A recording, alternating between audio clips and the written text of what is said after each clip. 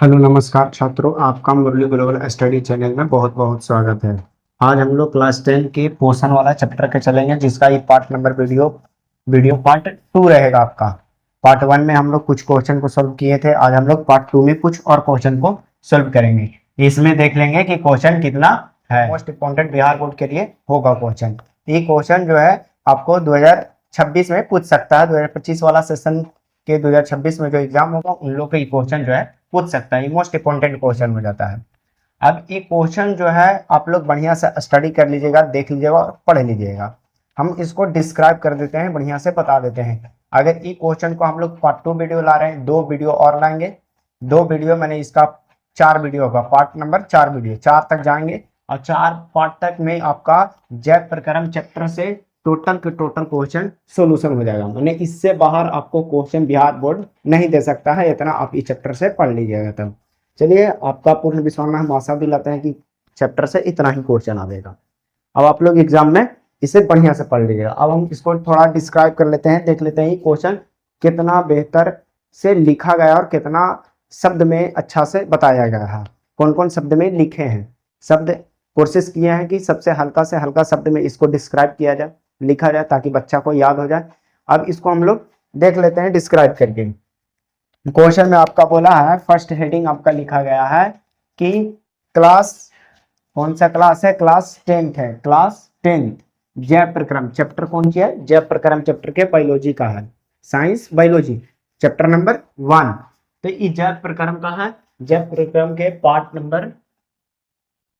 Number 2 है। Video part कितना है? 2 है, लेक्चर नंबर 2 है।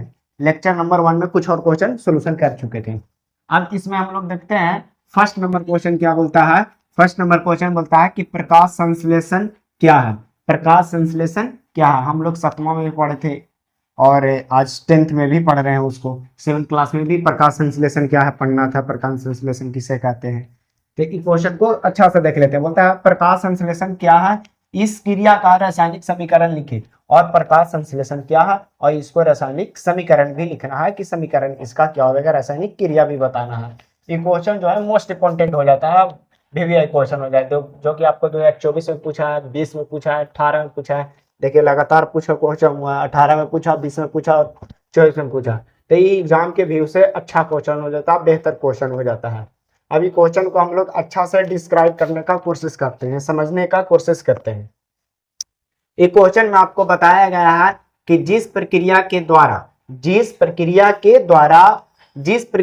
द्वारा पौधा अपना भोजन तैयार करते हैं, उस मूलभूत प्रक्रिया को प्रकाश संश्लेषण कहते हैं। माने प्रकाश संश्लेषण हम लोग उसको कहेंगे जिस प्रक्रिया के द्वारा पौधा अपना भोजन को तैयार करता है, उस मूलभूत प्रक्रिया को प्रकाश संश्लेषण कहा जाता है। इस प्रकाश संश्लेषण में बोलता है कि इस प्रक्रिया में पौधा सूर्य के प्रकाश की क्रिया में, बोलता है इस प्रक्रिया में पौधा सूर्य के प्रकाश की उपस्थिति में, किसका उपस्थिति में? सूर्य के प्रकाश की उपस्थिति में क्लोरोफिल, कार्बन डाइऑक्साइड जिसे हम लोग CO2 भी बोलते हैं, कार्बन डाइऑक्साइड, और आपका बोलता है जल जिसको हम लोग H2O बोलते हैं, की मदद से अपना भोजन को तैयार करता है। तो पेड़ पौधा को मुख्यतः अपना भोजन को तैयार करने के लिए 4 अकार्बनिक पदार्थ को जरूरत पड़ता है, जो कि पिछला वीडियो में भी हम बताए थे। वो 4 कार्बनिक पदार्थ में आपका बताया गया है कि क्लोरोफिल है, फिर कार्बन डाइऑक्साइड है, फिर आपका जल है, जल की मदद से, और सूर्य के प्रकाश है। मुख्यतः 4 है, एक सूर्य का प्रकाश, और बोलता है क्लोरोफिल और कार्बन डाइऑक्साइड और जल। ये चारों पदार्थ अगर उपस्थित रहता है तो पेड़ पौधा अपना भोजन को तैयार करता है।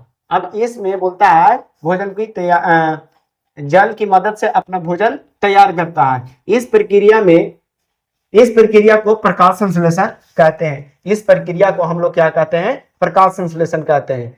तो और आगे बोलता है कि प्रकाश संश्लेषण की क्रिया में, बोलता है प्रकाश संश्लेषण की क्रिया में पेड़ पौधा CO2 लेता है और O2 को बाहर निकालता है। बोलता है प्रकाश संश्लेषण में पेड़ पौधा ऑक्सीजन को बाहर निकालता है और कार्बन डाइऑक्साइड के इनहेंस करता है, लेता है। तो कार्बन डाइऑक्साइड के पेड़ पौधा अपना में ले लेता है और वो जो है ऑक्सीजन को बाहर निकालता है, ऑक्सीजन को छोड़ देता है, और ऑक्सीजन को हम लोग फिर उसको उपयोग करते हैं सांस लेने में।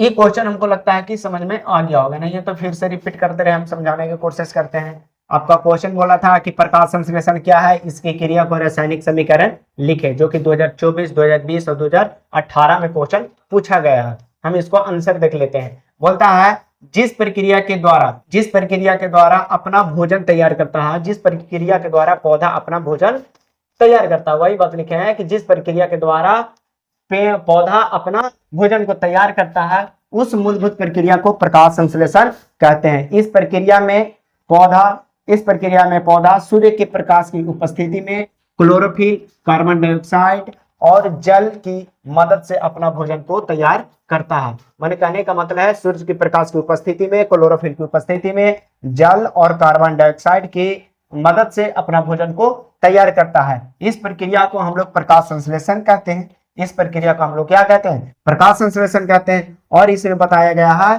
कि प्रकाश संश्लेषण की क्रिया में पेड़ पौधा CO2 को लेता है और CO2 को लेता है, कार्बन डाइऑक्साइड को ले लेता है और ऑक्सीजन को बाहर निकालता है, ऑक्सीजन को बाहर छोड़ देता है। और इसमें एक और क्वेश्चन बोला था, इस क्रिया का रासायनिक समीकरण लिखे। इस क्रिया का रासायनिक समीकरण लिखना है, रासायनिक अभिक्रिया लिखना है। हम लोग उस रासायनिक अभिक्रिया को देख लेते हैं क्या बोलता है। इसमें हम लोग को लेना है कार्बन डाइऑक्साइड। एक कार्बन डाइऑक्साइड, 6 को कार्बन डाइऑक्साइड ले लिए, जो कि लिखते हैं नीचे CO2 को कार्बन डाइऑक्साइड बोला जाता है। और बोलता है फिर जल ले लिए। जब ये दोनों लेकर के और किसका उपस्थिति में, और हम लोग सूर्य की उपस्थिति में और क्लोरोफिल की उपस्थिति में क्या बनाता है? ग्लूकोज बनाता है। क्या बनाता है? ग्लूकोज बनाता है, प्लस ऑक्सीजन 6 को बनाता है, और क्या बनाता है? और जल बना लेता है। तो जल को वाष्प बना के उड़ा देता है और CO2 को वायुमंडल में छोड़ देता है। CO2 बोल रहा है, ऑक्सीजन को वायुमंडल में छोड़ देता है। ऑक्सीजन को हम लोग ग्रहण कर लेते हैं और जल जो है वाष्प बन करके उड़ जाता है। तो मुख्यतः इसमें 4 चीज की जरूरत पड़ता है। देखिए CO2 पड़ा, कार्बन डाइऑक्साइड लिया और जल लिया। कार्बन डाइऑक्साइड और जल दोनों को साथ में अभिक्रिया कराया, किसका उपस्थिति में? तो सूर्य के प्रकाश की उपस्थिति में। किसका में? सूर्य के प्रकाश की उपस्थिति में और क्लोरोफिल की उपस्थिति में। और इन दोनों की उपस्थिति में जब अभिक्रिया कराता है तब आपका बनता है क्या? ग्लूकोज बनता है। क्या बनता है? ग्लूकोज बनता है और ऑक्सीजन बनता है और जल बनता है, जो कि जल जो है वाष्प बन करके वायुमंडल में मिल जाता है, वाष्प बन करके उड़ जाता है, वेपर बन के खत्म हो जाता है।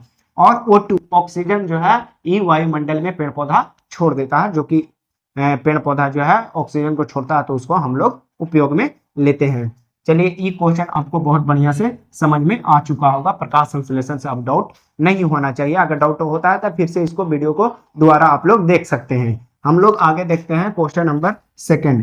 क्वेश्चन नंबर 2 आपका बोलता है, क्वेश्चन नंबर 2 में बोलता है कि विषम पोषी पोषण से आप क्या समझते हैं? क्या समझते हैं? ये 2016 में क्वेश्चन पूछा। कब पूछा? 2016 में ये क्वेश्चन पूछा गया कि विषम पोषी पोषण से आप क्या समझते हैं। 2016 में पूछा गया प्रश्न। ये क्वेश्चन को अब हम लोग देख लेते हैं कि क्या बोलता है। ये क्वेश्चन में आपका आंसर लिखा है कि वैसा जीव जो अपना भोजन स्वयं न बना करके, बोलता है कि वैसा जीव जो अपना भोजन स्वयं न बना करके बल्कि पेड़ पौधा या जीव जंतु पर निर्भर रहता है। अपना भोजन स्वयं न बना करके और किसी अन्य जीव जंतु पर निर्भर रहता है, उसे विषम पोषी कहते हैं। जैसे स्वपोषी पोषण उसको कहते थे जो अपना भोजन स्वयं बनाता था। एक विषम पोषी पढ़े, एक स्वपोषी पढ़े होंगे इसमें, जो कि नहीं पढ़े होंगे तो इसके बाद वाला हम लोग वीडियो में पढ़ लेंगे। बोलता है विषम पोषी किसको बोलते हैं?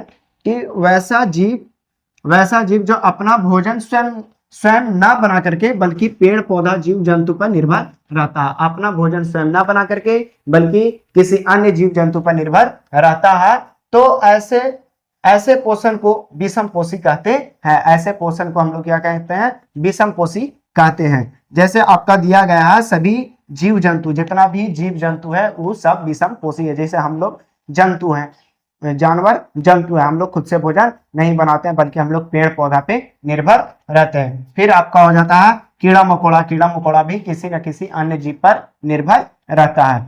हमको लगता है इस वीडियो को पूरा आप लोग समझ चुके। क्वेश्चन नंबर अब 3 देखेंगे। क्वेश्चन नंबर 3 आपका बोलता है, क्वेश्चन नंबर 3 देख लीजिएगा। क्वेश्चन नंबर 3 में क्या बोला है क्वेश्चन नंबर थर्ड में बोला है कि पित्त क्या है, मनुष्य में पाचन तंत्र में इसका क्या महत्व होता है।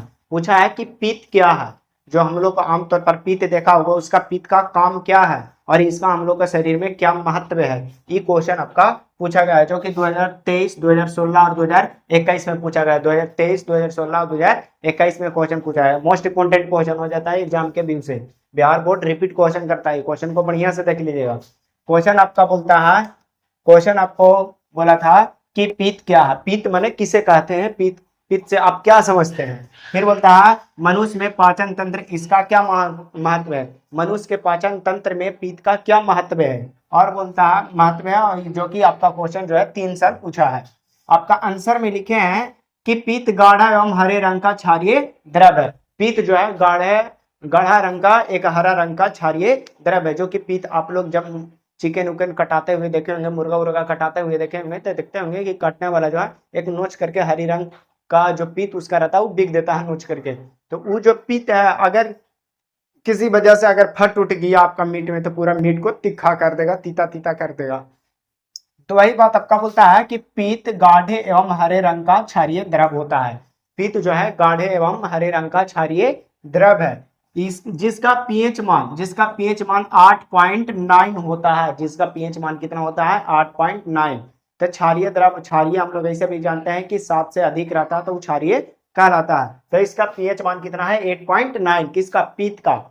और इसका बोलता है यह जो यकृत या लीवर से स्रावित होता है। ये कहां से निकलता है, लीवर से निकलता है, यकृत से। इंग्लिश में बोलते हैं लीवर और हिंदी में बोलते हैं यकृत। तो लीवर से हम लोग का लीवर जो है उससे क्या होता है, पीत निकलता है। तब पीत जो है निकलता है लीवर से, लेकिन जामा होता है कहाँ, पिताशय में। जामा जाकर के हो जाता है, स्टोर होता है पिताशय में, लेकिन निकलता है कहाँ से, तो निकलता है लीवर से या यकृत से। यहां तक आप लोग बात समझ चुके होंगे कि पीत क्या है, पीत कैसा होता है, इसका पीएच मान क्या है, कहां से निकलता है, पूरी बात आप लोग समझ चुके होंगे। थर्ड नंबर बात इसमें और एक और क्वेश्चन बोलता है कि मनुष्य में पाचन तंत्र में पित्त का महत्व है। पित्त का महत्व क्या है पाचन तंत्र में, वो बात को लिखे हैं। इसका मुख्यतः 2 महत्व होता है, 2 महत्व को हम लोग लिखे हैं। जिसमें फर्स्ट नंबर महत्व आपका बोलता है, फर्स्ट नंबर महत्व है कि पित्त भोजन को क्षारीय बनाता है। पित्त जो है कुछ बनाता है, पित्त जो है भोजन को क्षारीय बनाता है। हम लोग जब भोजन खाते हैं तो पेट में हाइड्रोक्लोरिक अम्ल से मिल करके भोजन जो है अम्लीय बन जाता है। अम्लीय भोजन को ये क्या करता है, पित्त जो है क्षारीय बनाता है। क्या बनाता है, क्षारीय बनाता है। दूसरा बात इसमें लिखा है कि पित्त के लवण वसा का विखंडन करता है। पित्त जो है वो कुछ करता है, वसा को लवण बना देता है और विखंडित कर देता है, तोड़ देता है, टुकड़ा टुकड़ा कर देता है। कौन, पित्त। जब हम लोग वसादायक भोजन खाते हैं, जैसे तेल वाला भोजन, घी वाला भोजन खाते हैं, तो वो जो होता है उसमें फैट होता है, वसा पाया जाता है। उस वसा को जो है विखंडन कर देता है, तोड़ देता है। कौन, पित्त। कौन तोड़ता है, पित्त। तब पित्त का मुख्यतः 2 काम होता है, वो दोनों काम आप लोग को हम लोग डिस्क्राइब करके पढ़ लिए, विस्तार पूर्वक जान लिए। अब इसको याद कर लीजिएगा। फोर्थ नंबर आपका क्वेश्चन बोलता है, फोर्थ नंबर क्वेश्चन में क्या है कि कोई वस्तु सजीव है, कोई वस्तु जो है सजीव है, इसका निर्धारण करने के लिए किस मापदंड का उपयोग करेंगे। बोलता है कोई वस्तु जो है सजीव, हम लोग कैसे पहचानेंगे कि कोई वस्तु सजीव है या निर्जीव है, इसका निर्धारण कैसे करेंगे, इसका मापदंड क्या होगा। तो उसका मापदंड आज हम लोग देख लेते हैं कि क्या क्या गुण पर हम लोग इसको बोलते हैं कि सजीव है और निर्जीव है।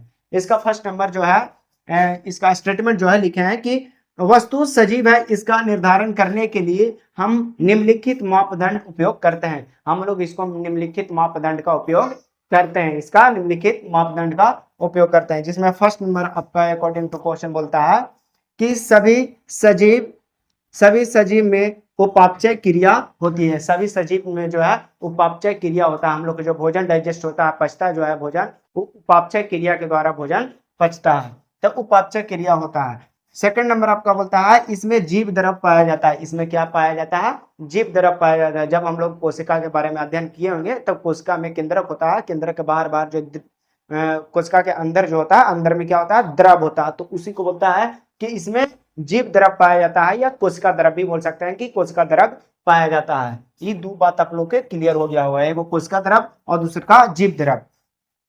3 नंबर आपका बोलता है कि सजीव में पोषण और श्वसन होता है। सजीव में जो है पोषण और श्वसन होता है। सजीव जो है पोषण करता है और सांस भी लेता है, भोजन खाने का प्रक्रिया काम करता है और श्वसन करने का भी काम करता है। बिना श्वसन और पोषण के सजीव जिंदा नहीं रह सकता, वो फिर निर्जीव हो जाएगा।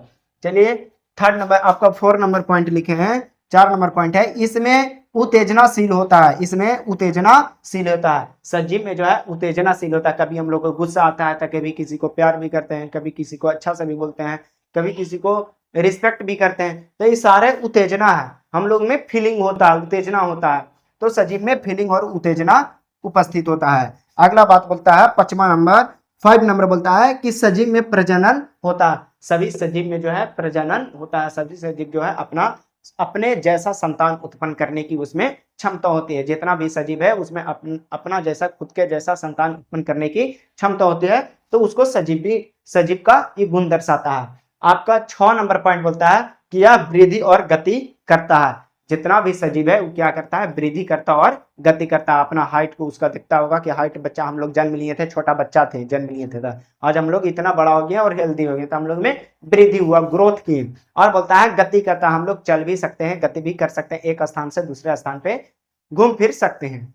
आपका 6 नंबर पॉइंट भी आप लोग के क्लियर हो गया होगा। आपका 7 नंबर पॉइंट बोलता है कि सजीव भोजन ग्रहण करता है। सजीव जो है भोजन ग्रहण करता है। ये पॉइंट को हम लोग कितना पॉइंट में, 3 नंबर पॉइंट में देख लिए थे। ये कितना 7 नंबर पॉइंट और 3 नंबर पॉइंट लगभग सभी इसमें बोल दिया है कि पोषण करते हैं। और दोबारा से लिखा गया, आप लोग इसको अच्छा से मैनेज कर लिए। बोलता है सजीव भोजन ग्रहण करता है। सजीव जो है भोजन ग्रहण करता है, अपना भोजन खाता है, अपने जिंदगी को जीने के लिए, एनर्जी प्राप्त करने के लिए भोजन ग्रहण करता है, पोषक तत्वों को ग्रहण करता है।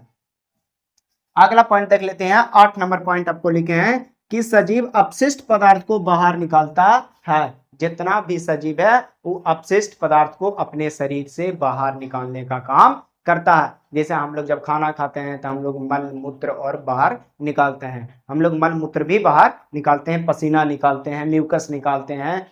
तो बहुत सा प्रक्रिया है जिसमें हम लोग अपशिष्ट पदार्थ जो है कई प्रक्रिया के द्वारा से हम लोग निकालते हैं। तो हम लोग के शरीर से, सजीव के शरीर से अपशिष्ट पदार्थ भी बाहर निकलता है, ऐसा निर्जीव में नहीं होता है। और बोलता है सजीव का शरीर कोशिका या उत्तक से बना होता है। जितना भी सजीव है उसका शरीर जो है कोची से बनल है, उत्तक से बनल है, कोशिका से बनल है, सेल से बनल है, टिश्यू से बना हुआ है। किससे बना हुआ है, कोशिका और उत्तक से बना हुआ। निर्जीव का उत्तक और कोशिका से शरीर नहीं बना होता है। तो इस वीडियो में आप लोग क्वेश्चन को बेहतर से 4 क्वेश्चन इस वीडियो में हम लोग सोल्यूशन किए हैं। चारों क्वेश्चन बेहतर ढंग से स्टडी करनी है। आप लोग नए हैं तो बढ़िया से एक बार स्टडी कीजिएगा और सुंदर से हैंडराइटिंग में नोट कॉपी लिखते जाएगा। इससे बाहर क्वेश्चन आपको एग्जाम में नहीं देगा, 110% लिख करके हम देते हैं। यकीन नहीं हो तो आप एग्जाम में आजमा भी सकते हैं। Thank you so much. अगर वीडियो पसंद पड़ा हो तो चैनल को सब्सक्राइब कीजिएगा और लाइक कीजिएगा और दोस्तों के पास भी शेयर कीजिएगा ताकि हमको मोटिवेट मिले और इससे भी अच्छा वीडियो हम आप लोग के साथ बना करके लाएं। Thank you so much. आप लोग नए तो स्क्रीनशॉट कीजिएगा, तो स्क्रीनशॉट भी कर सकते हैं। चलिए थैंक यू सो मच। इस वीडियो में हम लोग बहुत कुछ 4 क्वेश्चन को देखे हैं, बेहतर ढंग से देख लिए और आप लोग इसको अच्छा से स्टडी कर लीजिएगा ताकि एग्जाम में आपसे क्वेश्चन ना छूट सके। Thank you.